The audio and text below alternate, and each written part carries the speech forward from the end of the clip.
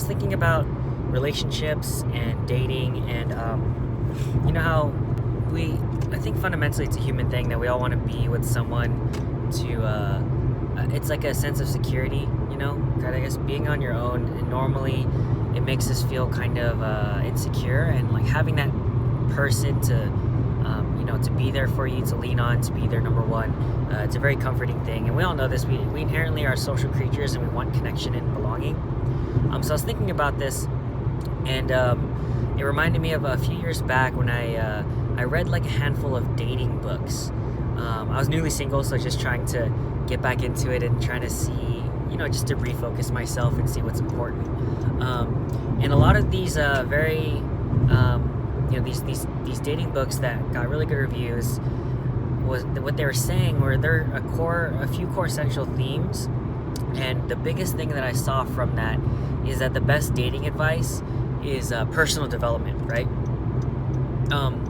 A lot of, I guess, society or people, we want to believe that there's that one person out there for us, and we're just looking for that Prince Charming or Princess Charming or whatever, and that they're out there, and we just have to find them, and that perfect person is going to complete us and make our lives better and happy, and then we'll find happiness.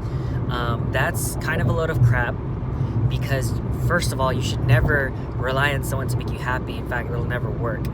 To make someone, or to think that someone's going to make you happy, is a losing game, and it's a losing game for both of you guys, because happiness is internal. It comes from the self.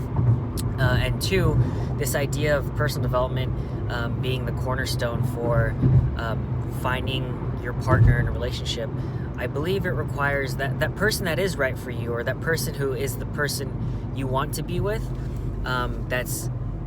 that'll inspire you to become a better person, that pushes you inherently, not because they're the ones who's responsible for it, but because they inspire you for you to become a better person.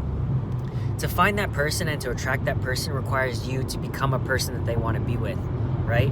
Because why would Prince or Princess Charming want to be with you if you're all messed up, right? Like, why would they want to be with someone like you if you don't have your stuff together? And so I think a big part of what people are missing is that you have to be your best self in order to find someone else who is their best self, right? Like attracts like. The universe brings together energies that vibe. So if you want someone who vibes at a high level, you have to first vibe at a high level, right? And so I think that should be the main focus, is becoming your best self.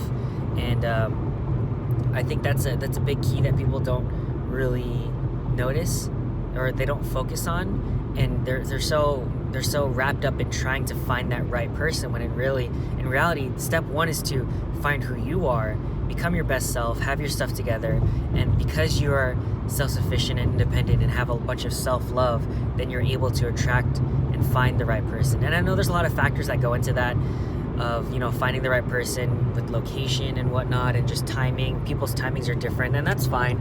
But there are a lot of people who can be great fits for you, but you're missing out on them because you're not the person that you need to be in order to be with them, or to attract them, or vibe on the right energy, if that makes sense. So that's the thought of the day, is if you're looking for that special someone, you have to first look in the mirror. As cliche and corny as that sounds, you have to first develop yourself into the person who doesn't need, that's why they say you'll find the right person when you're not looking, is because you're focused on the right things, which is not the other person. You're focused on yourself, and when you have your stuff together, you'll find the right person. So something to think about for the thought of the day is, it all starts with you.